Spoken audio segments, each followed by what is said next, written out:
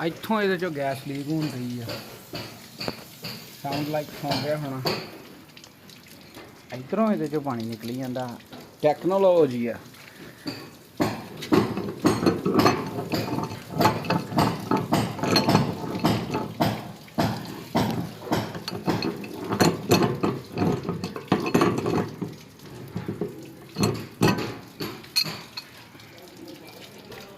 ਪਾਣੀ ਦਾ ਫਲੋ ਅੱਗੇ very slow ਸੀ, ਹੁਣ ਵੈਰੀ ਫਾਸਟ ਹੋ ਗਿਆ।